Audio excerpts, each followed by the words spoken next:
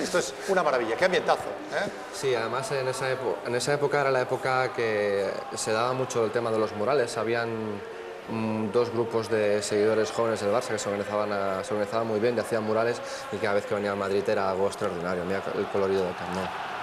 Hay un mosaico en el fondo, y luego el tercer anfiteatro había un mosaico también tremendo con banderitas. El Barça con Zubi, Ferrer, Nadal, Koeman, Sergi, Guardiola, Vaquero, Goico, Amor, Romario, Stoichkov. El Real Madrid con Bullo, Llorente, Alcorta, Sánchez, Lasamilla, Prosineski, Michel y Luis Enrique en bandas, Alfonso y Zamorano arriba. Sería, por cierto, una noche negra para alguno de Alfonso Pérez, luego lo comentaremos. Primeros compases. Ahí está el gran Zubi. La pérdida de Zubi y de algunos otros jugadores como el propio Laudrup, el año siguiente, evidentemente, las acusó el Barça. ¿Se puede decir que este es el último gran año del Dream Team, Albert? Sí, porque además coincidió con la pérdida de la Copa de Europa en Atenas, ese doloroso 4-0, y ahí se empezó a desquebrajar el Dream Team, hubieron muchas bajas. Sí. Justamente las dos importantes, yo creo que es las que has dicho, ¿no? La de Andoni, Zubizarreta y Michael Laudrup, afectó muchísimo de cara al año posterior. Y bueno, y la de este hombre que también a mitad de temporada ya no estaba muy por la labor y se hizo notar. Por decirlo de una manera eufemística. Pasaba de todo el vasillo, ¿no? Bueno, ya llegó tarde del Mundial y bueno, fue un año complicado. Sí. Pero no hoy no va a pasar, Romario, por desgracia para los blancos, para los seguidores del Madrid. Ahí estás. La disposición más o menos, bueno, era la clásica de este Barça, ¿no? No hay grandes sorpresas en este equipo, en la alineación. La única que no está Laudrup, pero ya no era una sorpresa, por desgracia. Veo que ha empezado Stoichkov por la derecha y Goicoechea por la izquierda. En estos primeros compases se ve, porque Amor está muy en el medio, mucho más centrado por delante de Guardiola. Y Vaquero más en el centro, también un poco por detrás de Romario. Exacto. Ahí vemos a Risto, se iban intercambiando bastante, Risto y ellos fuera de juego, Risto y Goico se iban intercambiando mucho. Tanto podían jugar por banda izquierda como banda derecha. También se decía antes lo del jugar a banda cambiada, y se decía hace unos años, como podemos ver aquí en este partido, pero bueno, eran dos extremos rapidísimos y daban una amplitud al campo tremenda. Esa era la característica esencial del Barça, era darle amplitud al campo, no volverse loco teniendo posesión de pelota hasta que llegaba el momento de hincar el cuchillo. Y para los que jugabais atrás, y siempre se ha dicho esto, ¿no? Muchas veces lo he comentado con Zubi, que era el mayor damnificado muchas veces del ultraofensivo fútbol de Cruyff.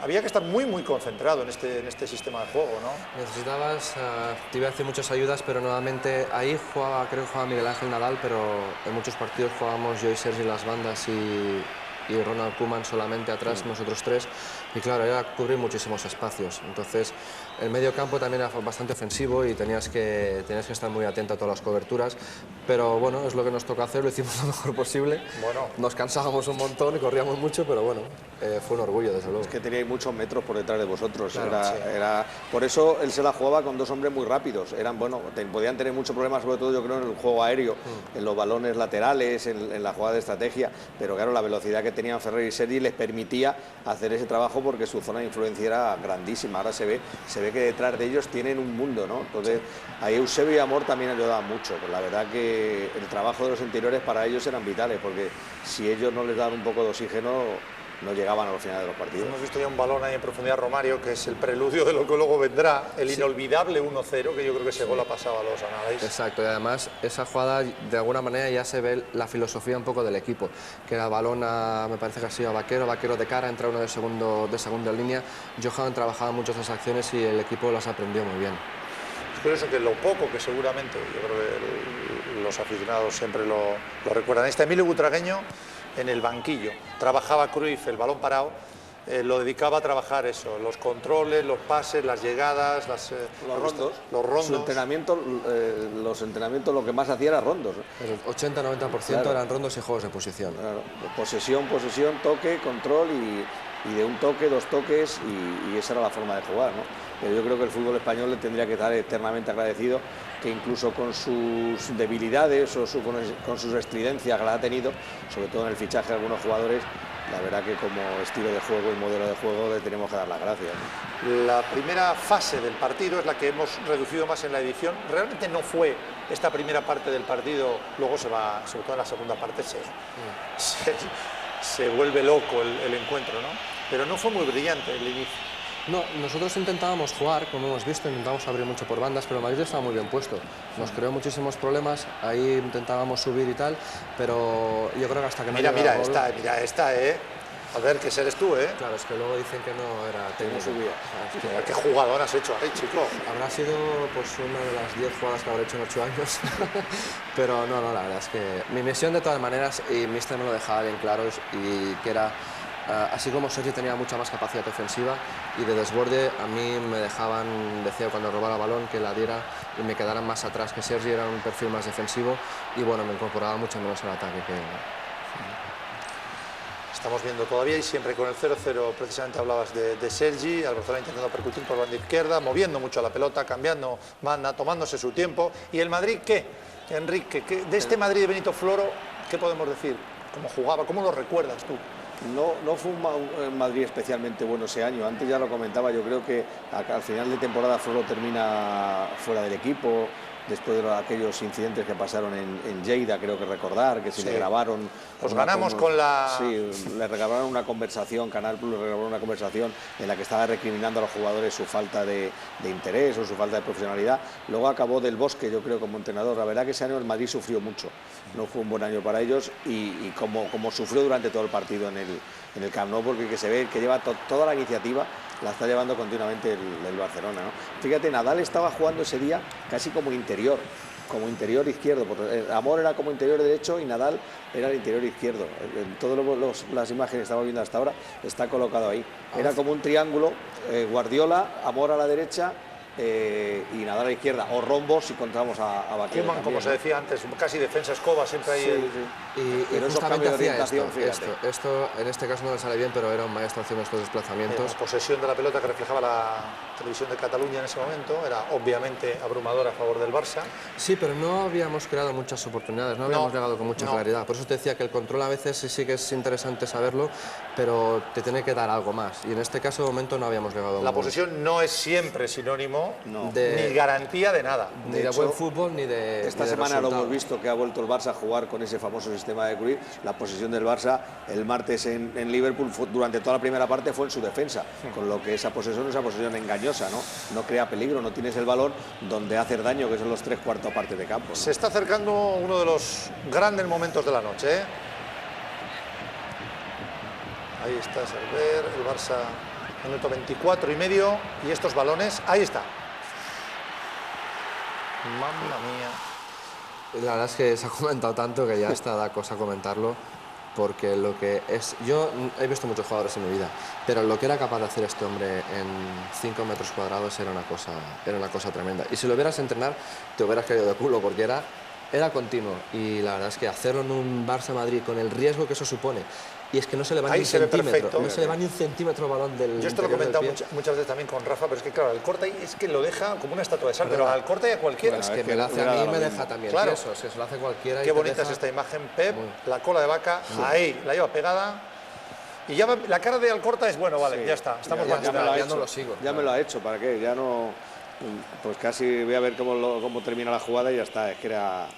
Y luego cómo termina la jugada también, ¿eh? Independientemente del regate, lo que tenía muy bueno Romario en esos 10-15 metros de sprint al principio, era muy potente de piernas y los 10 primeros metros era tremendo. Si te cogía medio metro de ventaja, ya no tenías nada que hacer.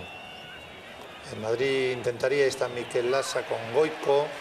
Ahora se habían cambiado, Goico estaba por la derecha, Risto estaría por la izquierda.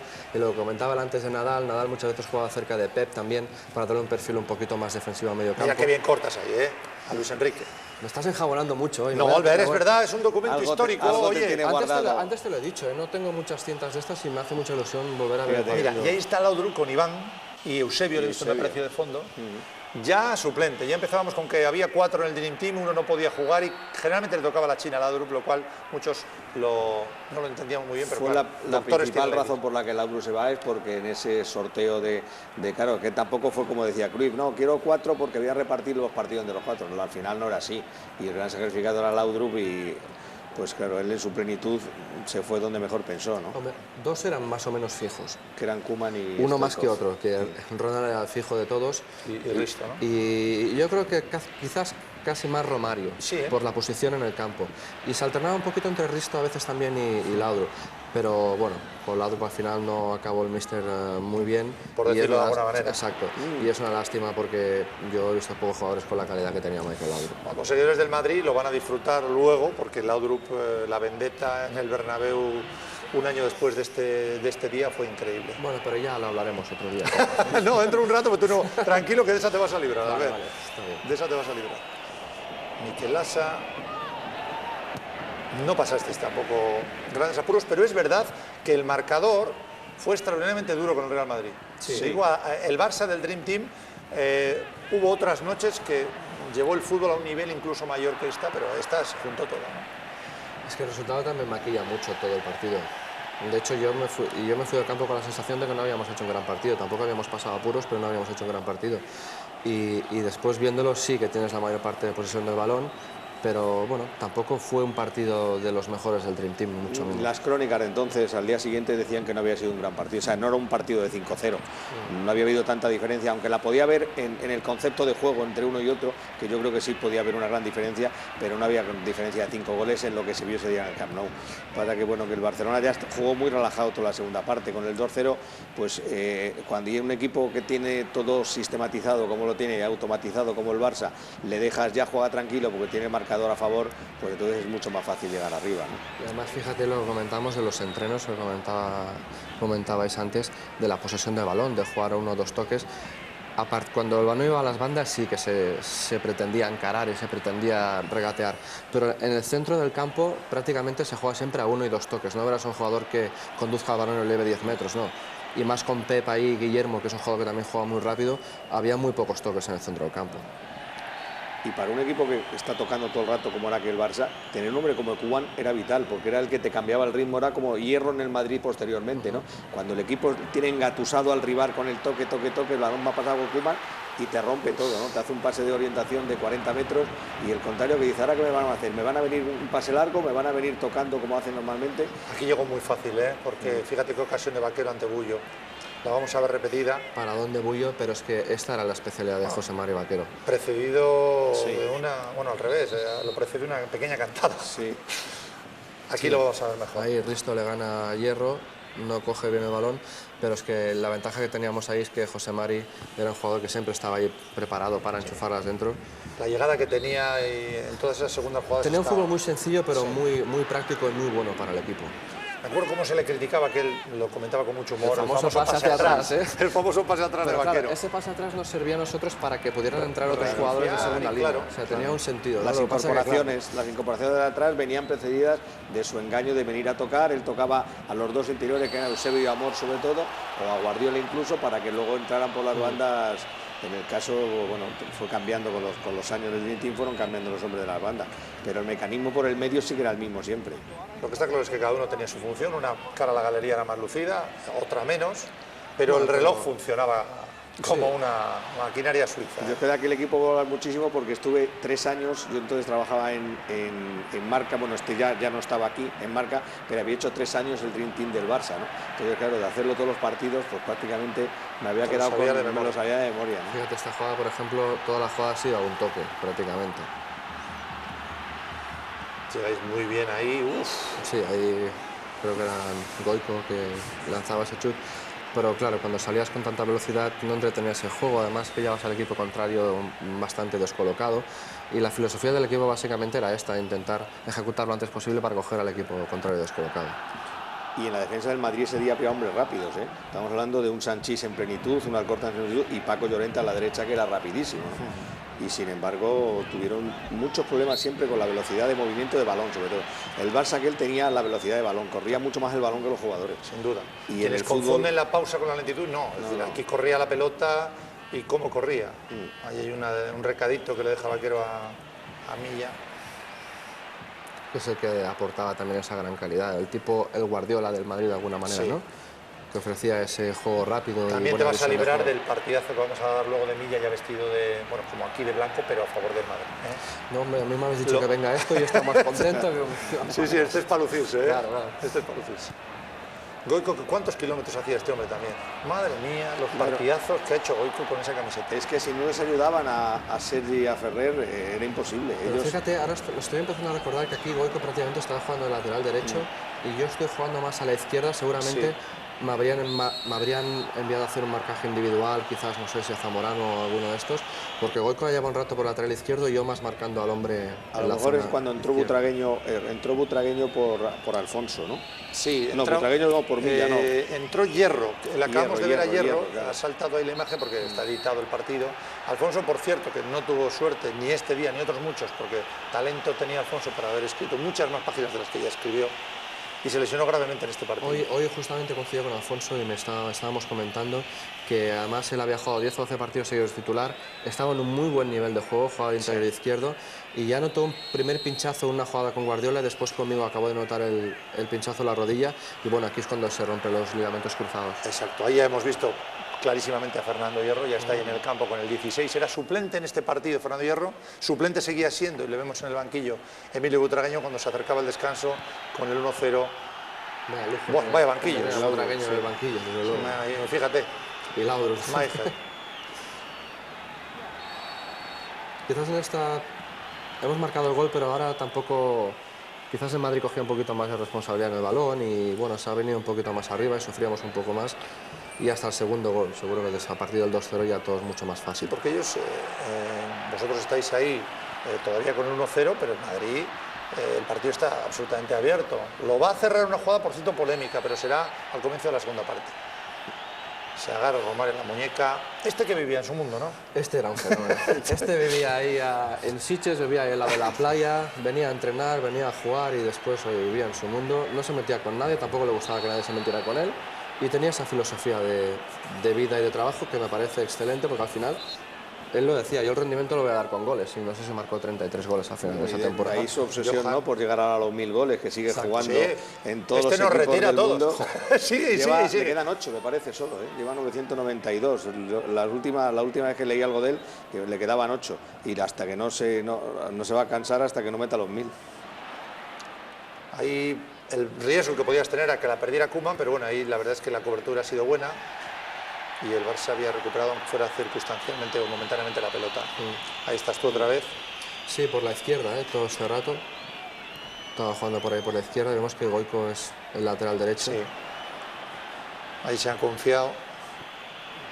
Por lo que estoy viendo las imágenes, no sé si porque estaba muy encima de Robert Prosimecki, quizás más se lo había mandado marcar. Sí, está como casi como central derecho, ¿no? Sí, marcar a Robert encima, que a veces lo hacía esa función, y da la sensación de que sí que esa es la función que usaba y el Goico prácticamente jugando lateral. Sí. Tampoco era nuevo para él, porque Goico la verdad es que en ese sentido también era como tú, un juego muy disciplinado. Eso era cuando no teníais el balón, pero cuando tenéis el balón vosotros ya estáis, ya habéis hecho otra vez el dibujo, ya estáis, los dos laterales muy abiertos, Koeman y Guardiola viene a buscarlo. Sí, pero el lateral en este caso es el 7, que lo vemos ahí, que es Goico. Yo estoy aquí más en medio campo. Ves la pelota siempre rápida, intentando darle un toque, 2 toques máximo, y aquí las llegadas y esos balones para este hombre, que aquí la jugada queda anulada, pero es que ¿Y qué hacía yo tan arriba? Bueno, te estoy viendo llegando bien, fácil. Me estoy sorprendiendo, entonces, sí, curioso. Bueno, se olvidaría el míster no dejarme pasar de medio campo ese partido. Se desespera un poco Paco Bullo.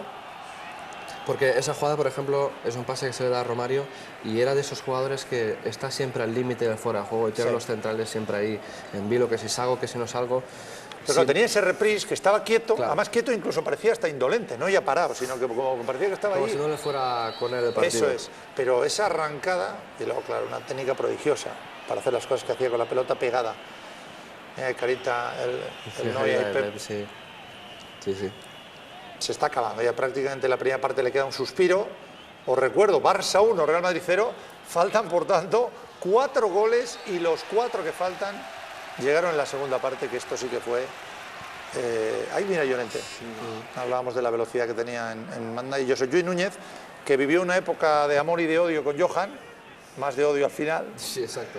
Y que tuvo una presidencia en la que pasó del famoso victimismo que le daba mucho resultado al principio a ser triunfal gracias al Dream Team durante 6 años. Sí, acabó por el matrimonio, acabó mal. También Johan era un hombre de mucho temperamento y bueno, pues acabó un poco mal, pero Al fin y al cabo yo creo que el mandato de Núñez se recordará como uno de los mejores del club azulgrana. Y ya con 2,5 de descuento hemos visto ahí a Urío, era el árbitro, un balón, una cobertura que hacía ahí Koeman, la pelota clásico Urío en aquella época. Sí, Urío, claro. Era uno de los que normalmente pitaba casi todos los partidos importantes porque se consideraba que tenía genio, que tenía personalidad. Mira, Nando también al lado. Nando, otro de los tránsfugas, con cariño Sí. lo digo, porque hay tantos. Sí.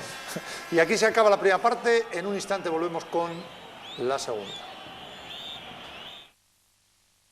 Atentos porque en sus primeros 10 minutos pasan un montón de cosas, entre otras que se define el partido y que empiezan a hacer la posibilidad de una goleada histórica a favor del Barça.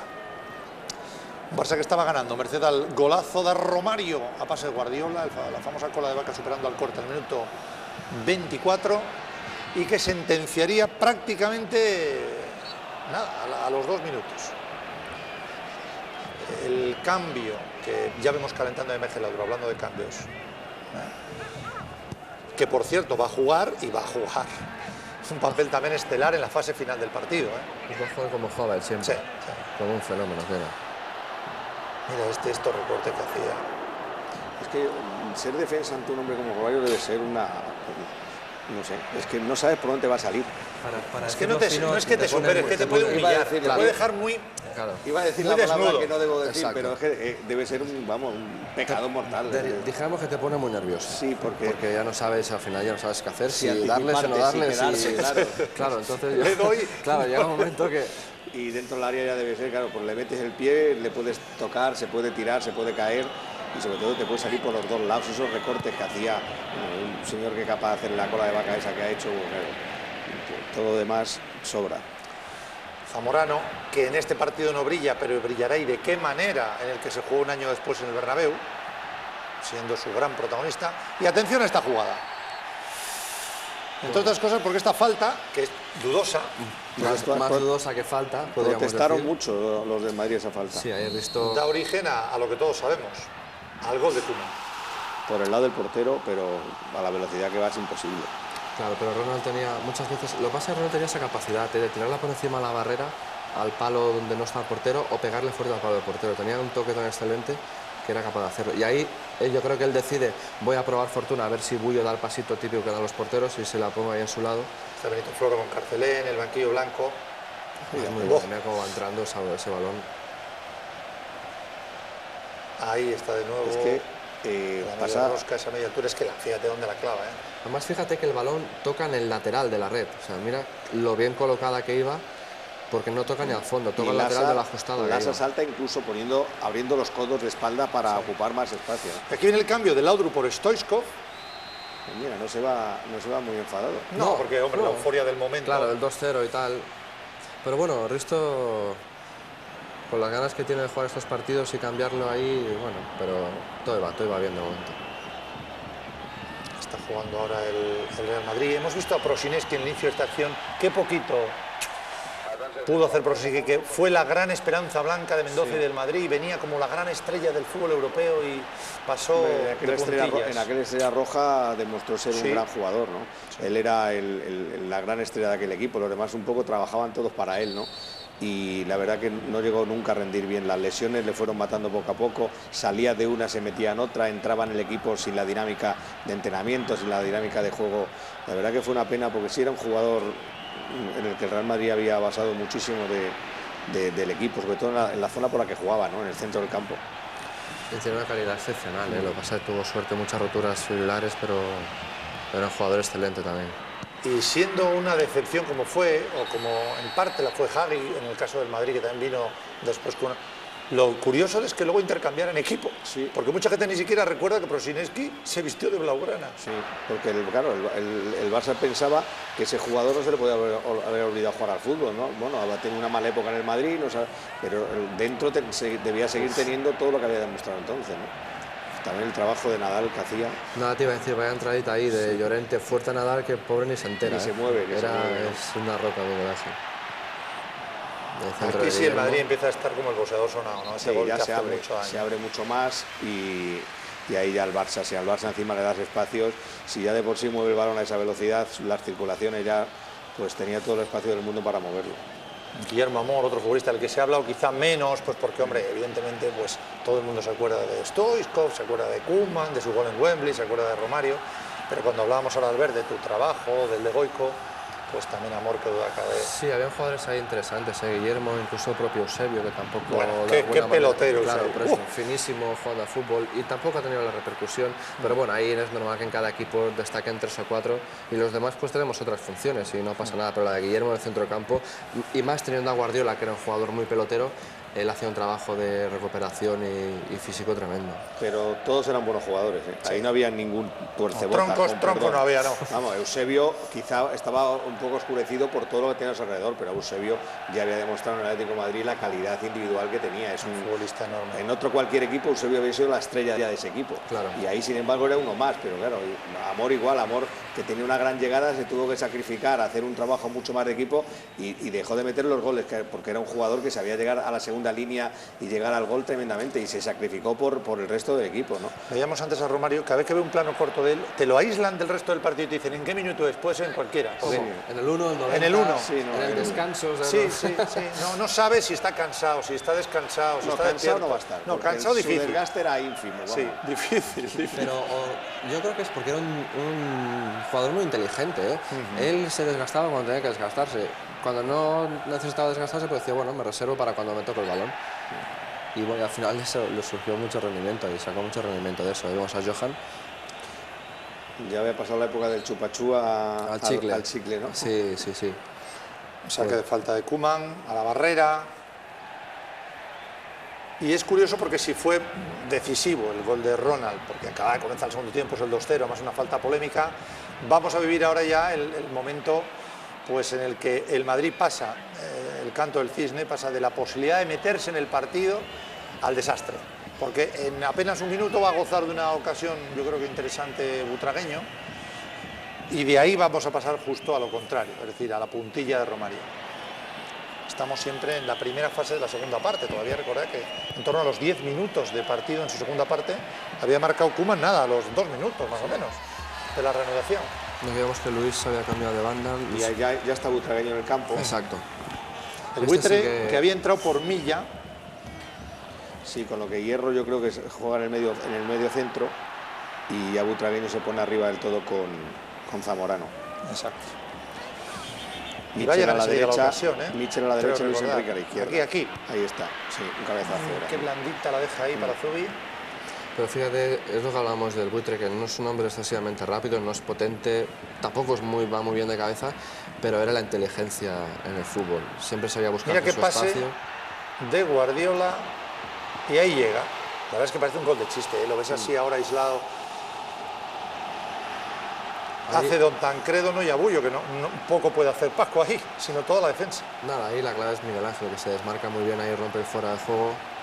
Muy valiente el Madrid en ese fuera de juego, pero claro, con el Pep con el balón controlado y teniendo tiempo para pensar y para levantar la cabeza. No hay fuera de juego. No, ahí lo vemos que Miguel Ángel entra bien de segunda por línea. Detrás. Y mira que bien mete el balón Pep. La defensa de 4 queda ahí